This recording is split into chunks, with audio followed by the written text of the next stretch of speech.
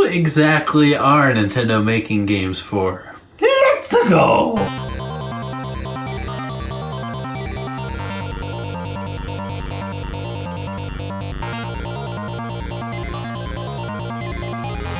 This is the eternal question. Knowing just who Nintendo games are going out to, sometimes the decisions they make are really kind of weird. And you have to ask the question, who are they making these games for? Yeah, and it especially matters today when Nintendo has been around for over 30 years as a video game creating company. Mm-hmm. So did they grow up along with their first customers? Are they still targeting children? Or are they trying to expand and get it all?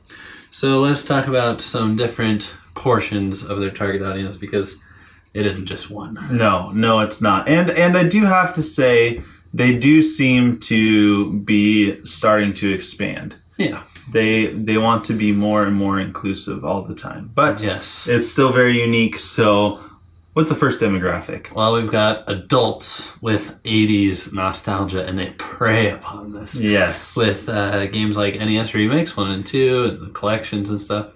Did you pop in your collection? The collection? Yeah, NES Remix pack or I haven't yet. You forget about that? No, I just recently got it as a gift from my sister-in-law, and I haven't played it yet. And NES Classic and Super Mario Maker, it's like 25, 30-year-olds. They got us. We're wrapped around their finger. Anytime something from our childhoods drops, it's like, gotta have it.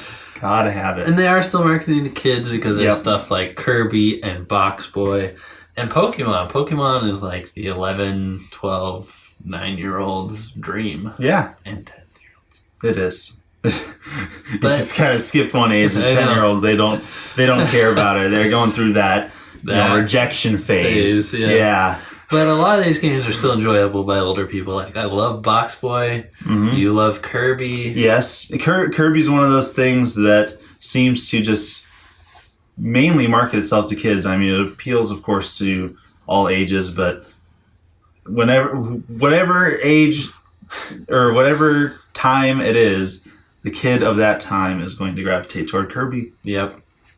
And then there's definitely, I should also note that like the 2DS line and the new 2DS, that's kids as well. Yes. So then we've got teens and tweens for games like Smash Bros. Yep. And Metroid. Anything else? Legend of Zelda. Front? Yeah, Zelda. Still. Zelda also expands into older players as well, so that's great.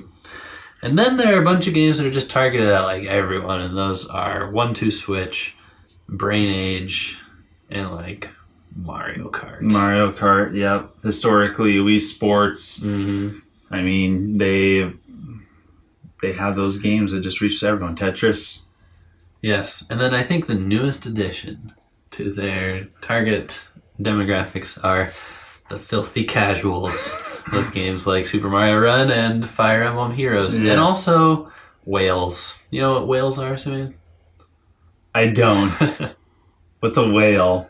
You've never they swim in the ocean. I know what that is, but I mean in this context. So a whale is like a marketing term for people on phones that you can exploit that get addicted. Okay. And there are people that'll buy up a lot of in-app purchases and get hooked on those random games like Fire Emblem Heroes.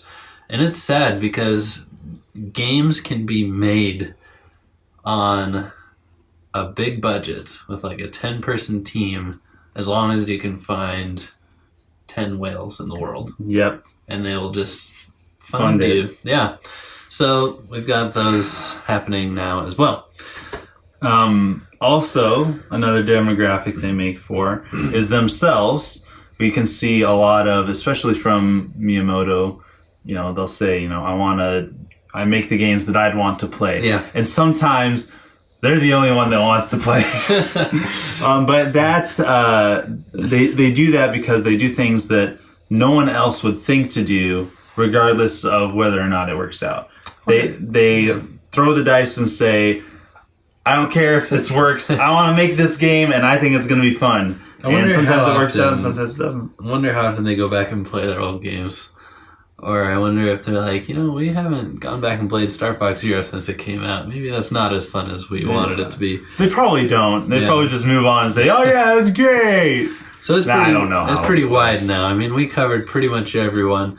But before Wii, it was a lot narrower, I'd say. Yes. It was for younger gamers because pre-Wii was like GameCube, Game Boy Advance, and it was like the cheaper option in gaming. Yep. I think it was like, I don't know, entry-level video games, would you say? It has. Yeah. It has been. And then the Wii had a much wider appeal, and that's when Nintendo really knocked it out of the park and got everybody paying attention to them. Grandpa, Grandma. Of course, they loved that. They made a bunch of money, and the Wii U tried to piggyback on that and piggyback on the Wii's success. But it was kind of bad timing because those customers that loved the Wii had moved on. Yep. Or in some cases, just kept playing Yeah, they Wii. just kept playing the Wii. But most of them got into smartphone gaming, and that's all they needed. Facebook games and Candy Crush on their iPhone and all that. Yep. And they never looked back. Never needed to buy a dedicated gaming console.